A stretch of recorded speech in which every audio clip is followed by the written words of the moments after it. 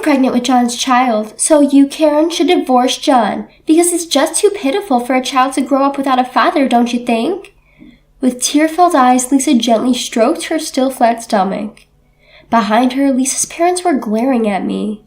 John's childhood friend and ex-girlfriend Lisa had shocked me several times before, but this time, I was truly and deeply disappointed. After all, my husband John is already... My name is Karen. I had a happy marriage with John. The reason why it's in the past tense is because John has left this world. John went out one morning with a smile saying, "I'm off," and came back cold. He had passed away suddenly from an illness. John and I had just started our calm married life. Until recently, John and I had been troubled by my mother-in-law and Lisa, John's ex-girlfriend. Since John's death, I've had almost no contact with my mother-in-law, but she was a selfish woman. She wanted to control John's life as she wished. The young John was a good listener to his mother, and Lisa was almost like a fiancé chosen by their parents. They were told by their respective parents that they were a couple, so until they were in middle school, they really thought they were lovers. But when he became a teenager and reached puberty, John realized that it was ridiculous to have a fiancé in this day and age. Lisa seemed to like John, but John had someone else he liked, so he talked to Lisa properly and persuaded her that this relationship was strange. He had successfully parted with Lisa. But Lisa hadn't given up on John. John was good-looking and intelligent. He was really bad at sports, but that gap was one of the elements that made him popular. In other words, John was a ladies' man. So naturally, after breaking up with Lisa, he had other girlfriends. When Lisa heard that John had a girlfriend, she would show up in front of John and his girlfriend on their dates and start babbling about her memories with John. No girlfriend of John's would feel good about hearing stories like how their first kiss was when they were in kindergarten, or how they had always believed they were engaged because their parents had said so. Even when John had a girlfriend, Lisa would interfere and he ended up being dumped. Or so I've heard. Of course, I, who started dating him after he became a working adult, also received the same treatment from Lisa. Surely, it was unpleasant, but I didn't particularly want to break up with John. John was truly cherishing me, and I wanted to cherish him as well. Our relationship was about our feelings for each other, and I thought Lisa had nothing to do with it. When John said, "I'm sorry," looking remorseful, I said, "Don't worry about it. Let's have some ice cream. I'm hungry." And he said he was truly relieved. He said that was when he wanted to marry me. John and I decided to get married, but this time, Lisa and my mother-in-law formed a tag team and stood in our way. Lisa's family is quite wealthy, and it seems that my mother-in-law wanted John to marry Lisa and benefit from it herself. Since Lisa seemed to want to marry John, their interests were aligned. I was harassed many times. When I went to my in-laws' house to greet them, I was surprised when my mother-in-law invited Lisa to the house for a tea party, even though it was a day we had told them about in advance. My father-in-law was trying to calm my mother-in-law down, saying, "That's enough," but in front of my strong-willed mother-in-law, he barely had a say. Whenever she retorted, "You're so annoying. Lisa is just like a daughter to us, it's fine," my father-in-law would just shrink back and fall silent. Lisa knew all of John's past girlfriends, so I was the one she enjoyed laughing at the most, positioned as the worst-looking one. John didn't choose his wife for her looks but for her personality, but I can't believe Karen is such a wonderful person, Lisa said snidely, causing an uproar with my mother-in-law. John was furious with my mother-in-law and Lisa. "Don't ever get involved with Karen again," he yelled, taking me away from his family's house. He apologized to me repeatedly and truly did not invite his mother-in-law to our wedding. Of course, John didn't invite Lisa to the wedding either, which obviously didn't sit well with my mother-in-law and Lisa. In revenge, my mother-in-law and Lisa waited for a moment when John wasn't home and visited our new home. I was told by John that I didn't need to interact with them, so the moment I saw them on the security camera, I asked them to leave, but they didn't give up. Since they kept repeatedly ringing the doorbell and causing a commotion outside, I reluctantly opened the door because I didn't want strange rumors to spread around the neighborhood. My mother-in-law and Lisa, who barged into the house, looked around and started complaining about the interior. The indirect lighting that John had chosen with care was just tacky to Lisa. When I said John chose that, Lisa instantly flipped her stance and said, "That's so John, I thought it was a nice design," making me feel her bitchiness. I served them snacks and tea because they arrived uninvited and started saying they were hungry, but I was incessantly nagged by my mother-in-law for not serving homemade stuff, and Lisa complained the tea was bitter. After they had their fill of complaining, my mother-in-law and Lisa left before John came home. Exhausted, I fell asleep on the sofa, and when I woke up, John had gently covered me with a blanket. I reported everything that had happened that day to John. John, furious, called his family's house and Lisa to complain, but his family showed no remorse, and Lisa was thrilled to get a call from John after so long. I realized that whatever we said to these people were meaningless. After discussing it with John, we decided not to open the door if my mother-in-law and Lisa came again, and to call the police if they caused a commotion outside. If they still didn't leave, we decided to consult the police. After that, it was really tough when my mother-in-law and Lisa actually came and we had to call the police. But perhaps because they were scolded by the police, my mother-in-law and Lisa finally calmed down and never came to our house again. It was tough, but we should be able to lead a peaceful life from now on. Believing so, John suddenly passed away. At the funeral, I was in a daze all the time, clinging to the coffin and crying. My mother-in-law told me it was because I had stressed John out that he had passed away so early. If my parents hadn't defended me, I might have followed John. I thought Lisa would come to the funeral, but she didn't. Even now, I shudder to think what would have happened if they had accused me together. 3 years had passed since John's death, and I was still living in the house we had shared. It was brief, but I simply couldn't bring myself to leave the house filled with memories of my time with John. One day, as I was enjoying the peace and quiet time, the doorbell rang.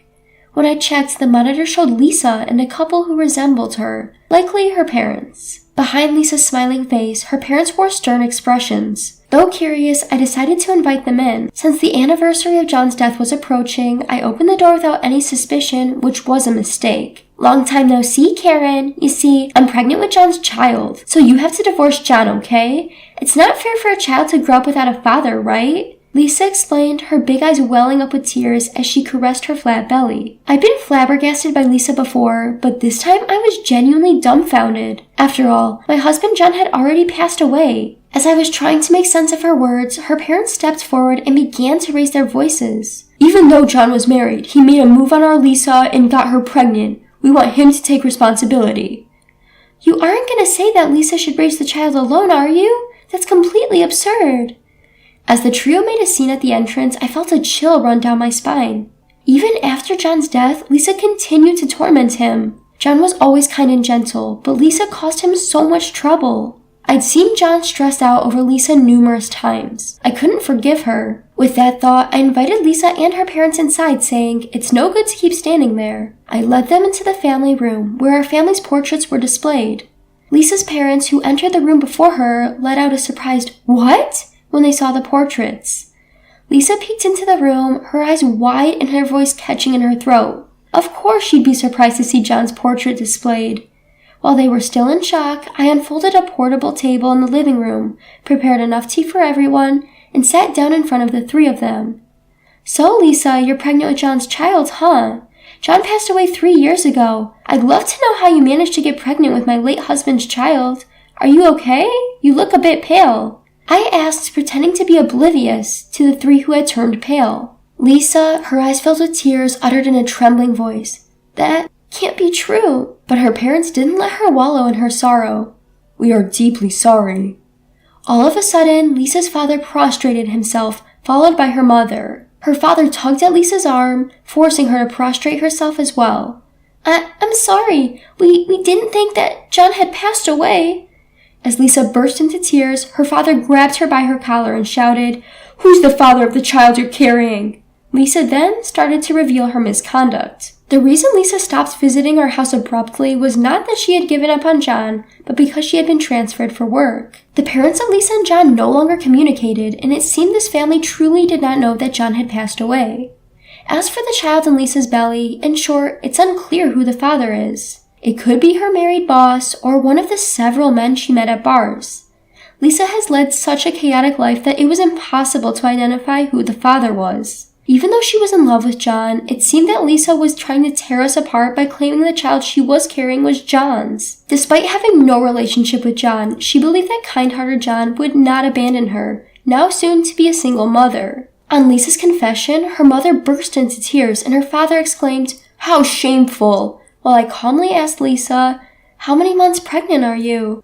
3 months. The baby is already kicking." "You usually start to feel the baby move around 4 months at the earliest. You seem to be feeling the baby move quite early. Are you sure that there's really a baby in there? Considering Lisa's past actions, it was questionable whether there really was a baby in her belly. As I pierced Lisa with a cold stare, she trembled and answered, "To tell the truth, there's no baby. I love John, I really do. That's why As Lisa started to babble incoherently, her mother began to smack her on the back. Lisa's father, once again in tears, bowed deeply to me and said, "We will come another day to apologize," and left the house. To the departing three I stated, "No need for further apologies. Please don't come here again." After seeing off Lisa and her parents, who hastily retreated, I lit a candle at the home altar. I said a prayer and spoke to John. "John, thanks for lending me your strength. I'm not one to voice my opinion or get into arguments. I don't think I would have known what to do in such a heated situation. Yet, surprisingly, I was able to respond calmly to Lisa and her parents, just like John did when he was alive. John was good at calmly assessing a situation when a dispute arose and solving the problem. When Lisa and her parents bowed their heads to me, I felt a sense of clarity and I was able to respond appropriately. It felt as though John was lending me his strength. That day, I cried for John for the first time in a long time. The house without John was unbearably lonely. A few days later, despite my telling them not to come again, Lisa's parents came to visit. I didn't want them in the house filled with memories of John, so I told them to meet me at the nearby local restaurant. After preparing to go out and paying my respects at the home altar, I headed to the restaurant. There, Lisa's parents were waiting for me, looking pale. "We deeply apologize for our rudeness the other day. We're truly ashamed of our daughter," began Lisa's father. Apparently, upon hearing of John's death, Lisa burst into tears. After crying for a while, Lisa was possessed by a delusion that I might have been the cause of John's death and tried to confront me at my house, but her parents held her back and took her to a hospital instead. Lisa was diagnosed with a severe mental illness, a condition where she doesn't hesitate to hurt others if it means realizing her desires. To correct her distorted cognition, it seems she will be undergoing counseling from now on. Lisa, who quit her job because she misunderstood that she would marry John, will probably have to live a tough life facing herself while receiving counseling. Her parents are expected to bear the cost of treatment. Although they come from a wealthy family, Lisa's parents seemed quite old. They expressed their difficulty in leaving behind a daughter like her. "This is our apology for the other day." With those words, Lisa's parents handed me an envelope filled with cash. I didn't even bother to check the amount. I didn't need the money. I rejected the cash envelope right away. "I don't need this kind of money. All I want is to never have to deal with you or Lisa again. Why don't you use this money to move somewhere far away so you won't have to cross paths with me?" I said with a hint of sarcasm. Lisa's parents replied solemnly, "We would." After that, it appears they really did move. They sent a letter with the news of their move, along with some more money, which I also rejected outright. Looking at the address of their new home, it seems they moved quite a distance away. Now, Lisa will probably never be a part of my life again. "You know, our married life has been filled with so many disturbances," I said to the photograph of my late husband John, besides his favorite cake on the altar. "But still, I cherished every moment after, and my life with John was a happy one." "Thank you," I said, on what happened to be the anniversary of John's death. "From now on, I plan to live my life alone without John. I will experience many joys that John didn't get to, and when I eventually join him in heaven, I will have plenty to brag about."